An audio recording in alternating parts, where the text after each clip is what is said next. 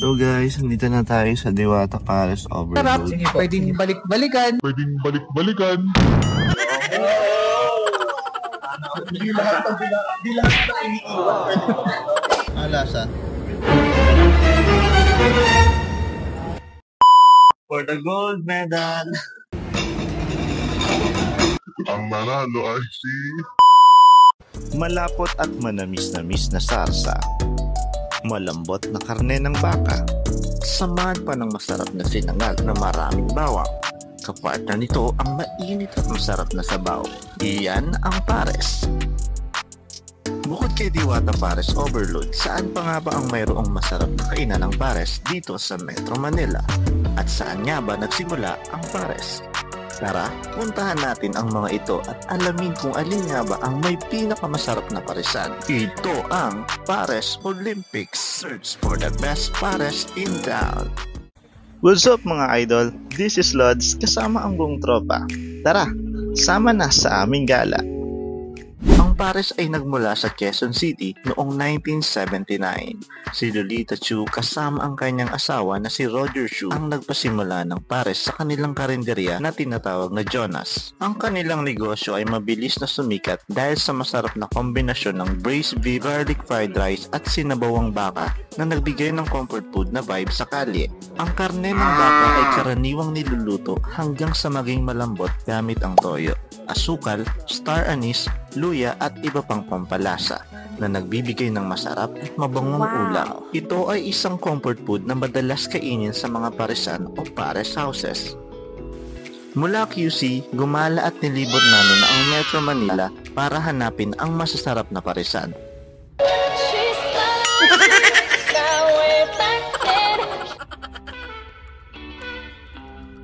I-rate din natin sila sa kanilang lasa or taste, presyo at lugar.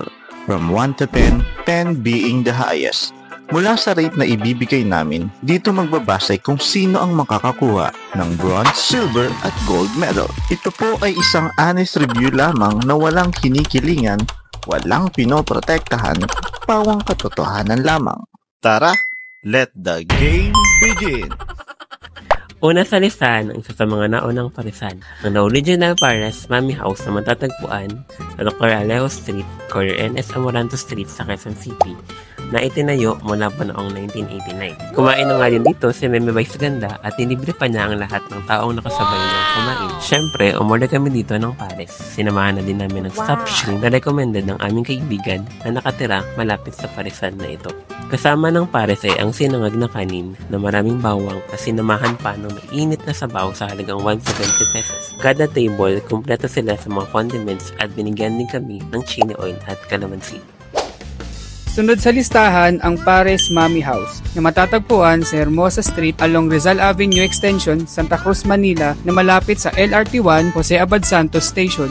May iba't ibang klase na pagkain ang ibinibenta dito tulad ng mga silog, mami at syempre hindi mawawala ang kanilang pares. Katulad sa naunang paresan, ang pares nila dito ay may kasama ding sinangag na kanin at mainit na sabaw sa halagang 169 pesos. Kumpleto din sila sa condiments.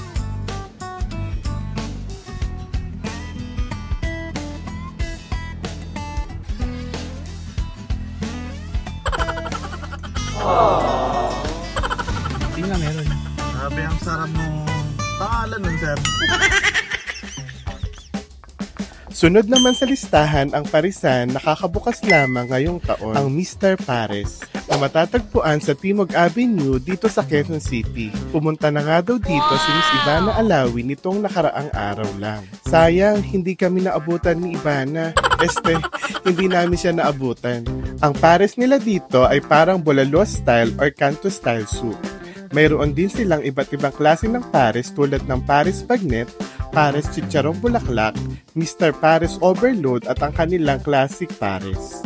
In-order namin ang classic pares sa halagang 130 pesos. Ito ay may kasamang unlimited rice pero steam.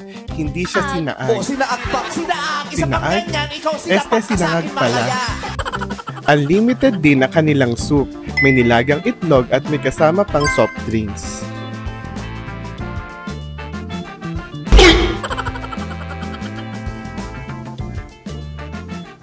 Ngayon naman puntahan natin ang maituturing na pinakasikat na parisan sa Pasay City.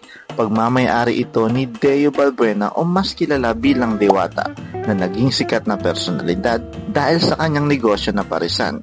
So guys, nandito na tayo sa Diwata Paris Overload. Sige po, sige po. Ito siya. Bang? Ano nangyari kay Diwata oh? Sige po. Apo. May kadena sa bibig. Konti lang Baka tao sa pala nila po kay ngayon. Mark Sanka.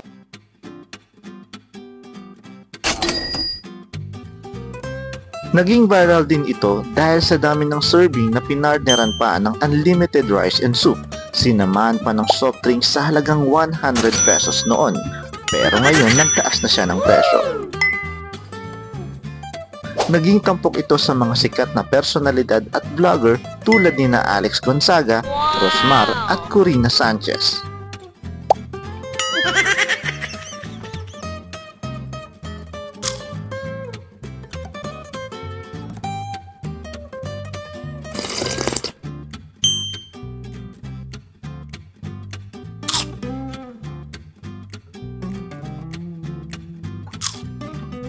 Wow.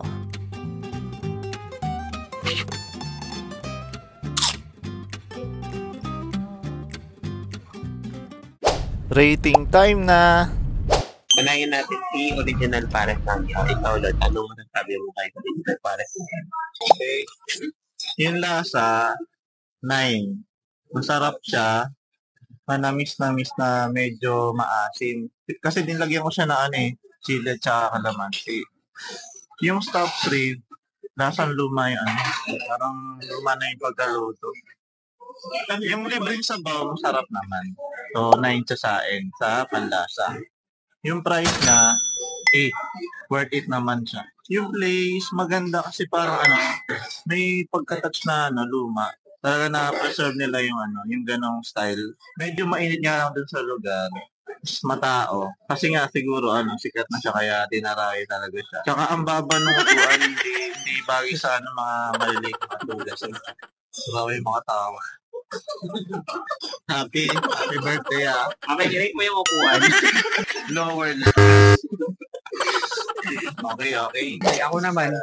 Yung taste, yung lasa, 9 din ako eh. Kasi masarap naman siya eh. Tsaka mas gusto ko yung merong kasama siyang chili oil. Parang nagdagdag sarap siya dun eh. Yung price, 8. Kasi hindi naman siya only rice eh. Wala rin siyang kasamang drinks. Pero bawi naman dun sa lasa. Okay din yung serving. Medyo marami na rin yung serving niya. Yung place, 8 din. Pwede na. Medyo masid na lang kasi parang nakita mo, di ba, parang pahaba siya. Ayaw mo na masikip? Siyempre dapat maluwag. Oo, maluwag na dapat yung parang maganda yung space ng yung kainan. Sa akin, okay naman siya. So, masarap naman yung niya. Masarap naman yung luto niya. So, yun nga, masarap din pa kasi kumpleto yung condiment, may chili na nagpapadagdag din sa lasa. So, okay naman siya. So, 8 pala siya din sa akin para din sa lasa. Yung price naman niya, 8 din para sa akin kasi para sa akin parang mahal yung price na din para din sa lasa niya o din sa mga serving nila. Place, yun nga, sabi niyo, medyo masikip. So, 8 lang siya sa akin. Pero in fairness din sa nila, malinis naman siya. Saka yung nila, yung kitchen nila, medyo hindi mo naman naramdaman yung kitchen. Iba kasi yung nila wala siya doon yung mga lutuan. Hindi ka mauusukan, hindi ka mainitan. So, okay naman siya. Yung mga staff, mabait naman sila. Diba binigyan mga tayo ng take-out? Hindi ka man siya take-out. Hindi ka man siya take-out. buti ba tinaro natin? Parang Kala rin take-out tayo. Ako. Para sa akin, yung lasa, 8. Pwede na siya. Nangingibabaw kasi yung tamis nung Paris. Okay naman. And then sa presyo, 8 din. Kasi yung serving niya madami. Tsaka reasonable siya based dun sa lasa niya.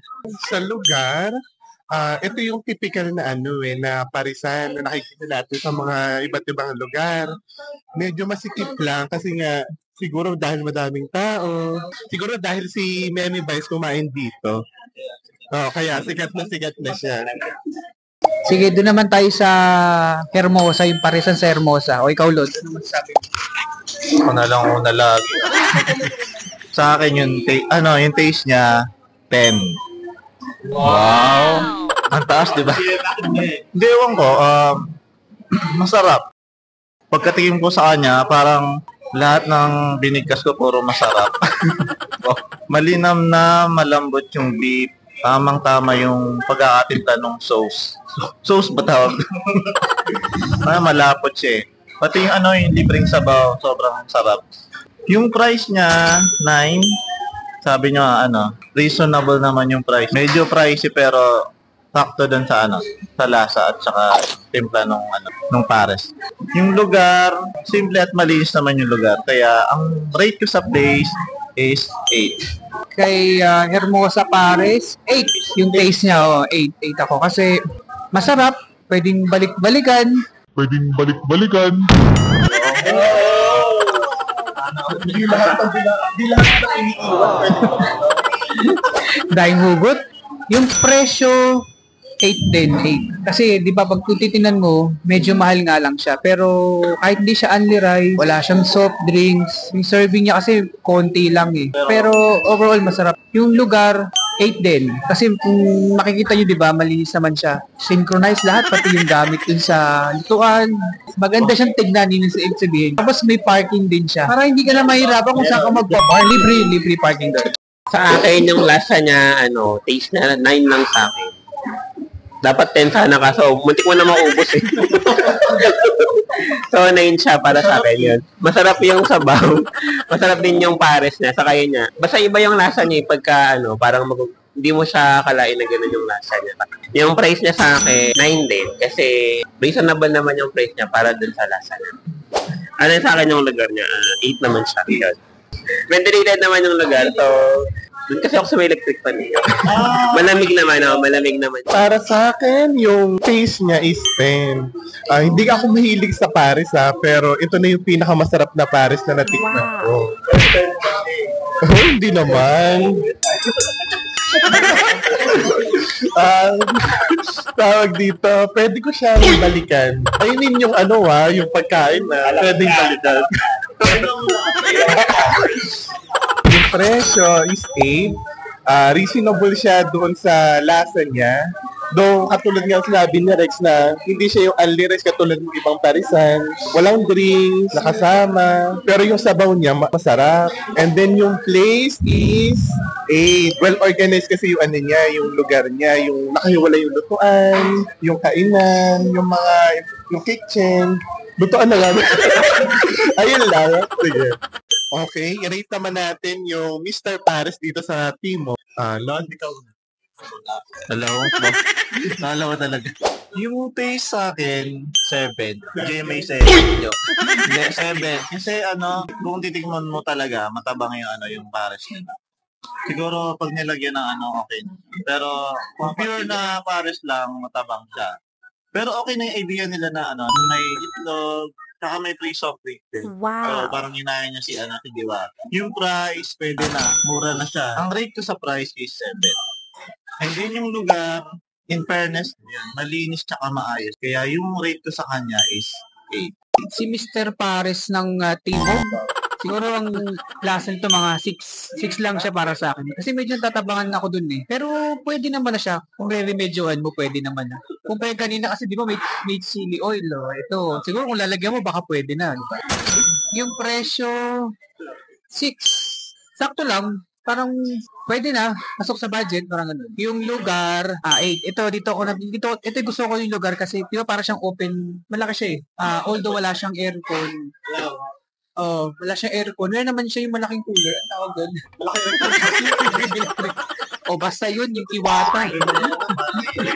At least yun, kahit na mainitan ka, merong, tapos yung meron din sa taas na parang ceiling fan, okay yun. Tapos yung gusto ko rin doon yung parking, kasi, naman tayo pagka sa parking, dapat laging may space yung sasakyan. So, okay naman yung ganun. At least merong secured yung mga sasakyan, hindi katulad sa mga gilid-gilid lang. Diba? Pero walang bayad. Wala. May tip lang ng guard. Sa guard. Sa nagbabantay. Yung taste ni Mr. Pares, para sa akin, 7 lang siya. Kasi yung lasa niya, ayun, sakto lang. Parang yung normal lang siya na para sa yung mga nakatiyo sa tabi-tabi. Okay. Yung price na sa akin, yun, 8 din. Kasi nga, sakto lang yung presyo na, reasonable naman para dun sa lasa niya. So, 8 lang siya sa akin.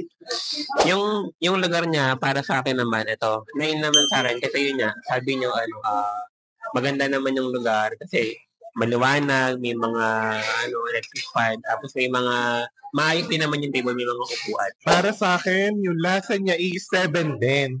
Tama si Jomar, yung Paris na to, parang kalasa niya yung yung mga parisan doon sa mga kanto-kanto. What? Yung kanto-kanto. Bro, what are you talking Ano about, yung man? Paris na gala. Yung may gulong. Bye-bye. Tapos yung presyo niya is 8. Sakto lang yung presyo niya. Kahit hindi siya only rice. Kahit hindi siya... only rice pala, sorry. Oo. Mali pala. Reasonable siya kasi may kasama ng itlog. Oo. Yung lugar, para sa akin 9. Kasi mataas yung ceiling niya, hindi mainit dahil may mga air cooler. Tarangan. Well-organized din yung lugar niya. May sariling lugar yung kainan. Yun nga yung sa parking na sinasabi ni Rex, may allotted space para sa mga sasakyan. Okay, last but not the least, yung pinakasikat na parisan ngayon, yung kay Diwata. Yung taste niya, 5 lang. Bakit? Isa-isahin natin. Una, yung bulalo, maputla. Parang hindi siya yung bulalo. Maputla, matabang. Hindi fresh yung gulay. Pangalawa, yung chicken joy. Matabang yung chicken, maalat yung gravy. So, yun. Pangatlo, chicken inasal. Ito, matabang. Sorry honest lang tayo. Pang-apat, yung barbecue. Ito yung nagustuhan ko lang. Okay naman siya. Medyo masarap. Medyo lang. Sunod yung bagnet pares. Matabang. Hindi masarap. Sorry. Yung last, yung pares mami. Ayun, hindi rin masarap. Kaya, sorry, 5 lang talaga yung rate ko sa panlasa. Yung price niya, eto, bumawi siya dito. 8 siya. Mura siya, pangmasa yung presyo, affordable. Maganda yung idea na only rice, only din yung yung soft drinks niya. Kaya, pwede siya sa... Only pa yung soft drinks? May stab siya, di ba? I-confirm na. Ay, sorry. Babalik tayo. Sorry. Under rice lang pala, hindi kasama yan. Pero may kasamang soft drink. Libre yung lugar niya, ito, mababa rin. 4 lang, mainit, mausok, medyo madumi yung place. Yung sa Pares kay Diwata, yung lasa siguro 5 din. Kasi wala mo na ako nagustuhan. Actually, nagustuhan ko lang ito yung mga toppings dun sa yung bagnet. Yung toppings lang yun, tapos sabay-labay sa kanin. Pero yung sabaw, Yung sabaw, hindi matabang yung sabaw ng bagnet. Presyo, 5 din kasi kumbaga budget friendly nga dahil may unlimited rice at may kasama pang drinks. Siguro nakadalawang drinks na ata ako doon eh. Sobrang siguro init kasi lamig ng drinks eh. Oo, bumawi. Yung lugar, sige 5 na din, 5. Kasi yung lugar niya, parang malayo eh. Kung sasadyain mo siya. Siguro kung taga doon ka, why not? Pero kung pupunta ka ng malayo lugar mo, hindi. Mainit. Tapos may sabihin mo yung kabilang side parang may ginagawa. Kaya malikabok siya. Kaya parang nakakainis yun eh. Na malikabok. Tapos yung usok nung barbecue, makakating sa'yo eh. Parang kumakain ka lang, nausukan ka pa, di ba? Yung parking, ito malapit yung parking. 50 pesos. Gusto mo yun? Nasa mall ka? Hindi. Ayun nga, yung problema, medyo may bayad kasi yung yung parking eh. Dapat siguro kahit man lang sana binabaan. Pero kasi 50 pesos yung sa ibang mall nga, 40 lang, di ba? Jomar.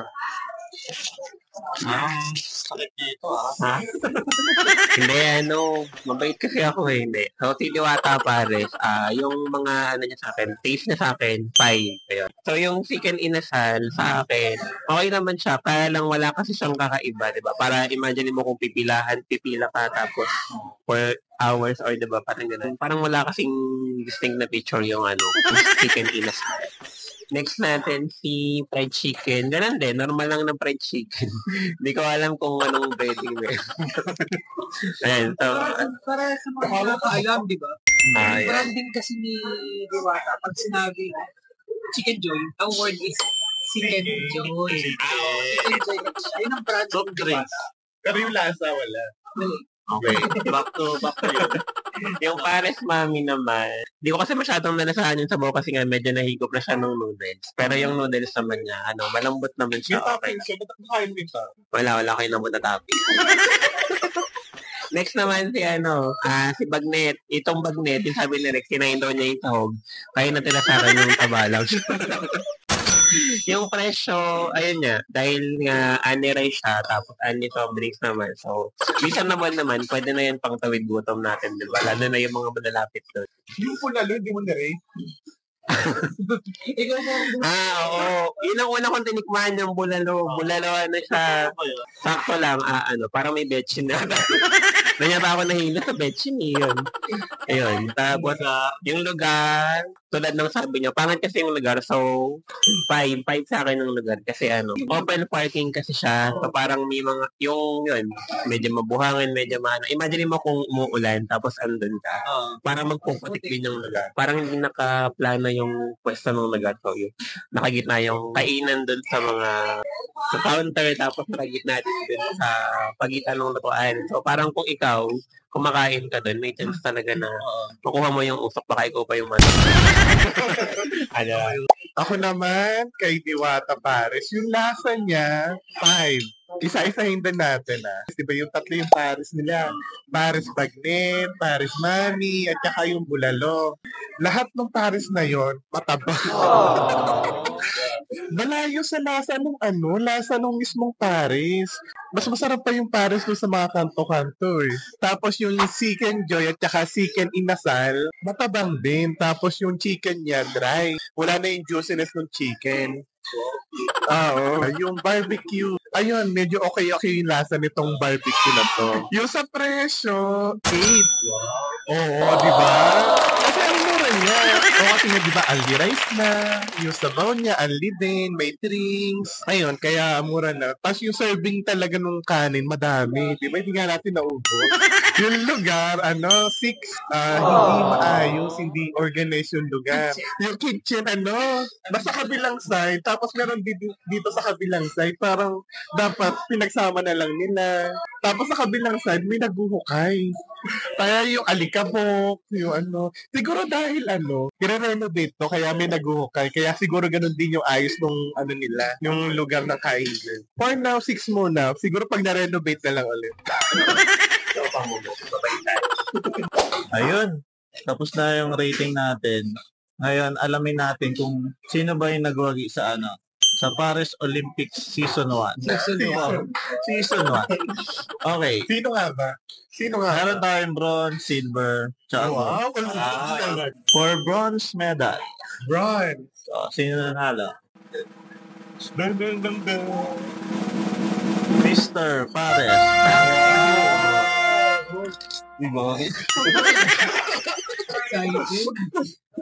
For the silver medal,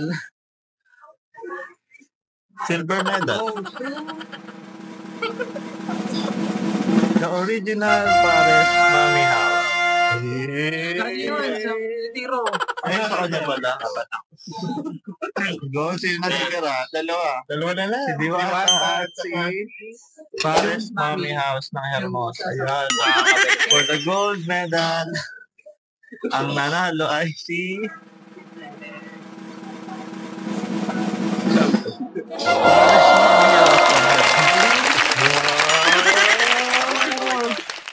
Howard.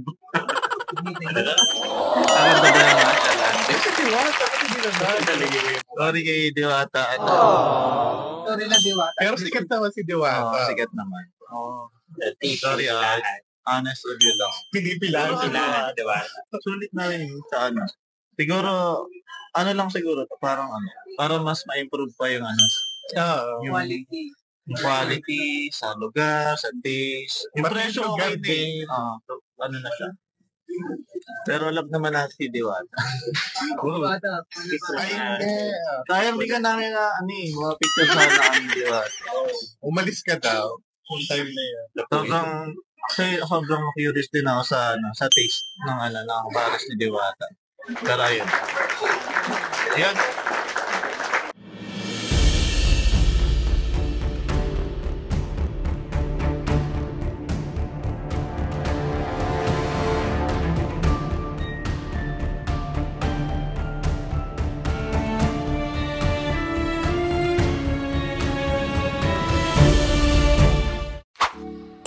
Nabusog ba kayo mga idol?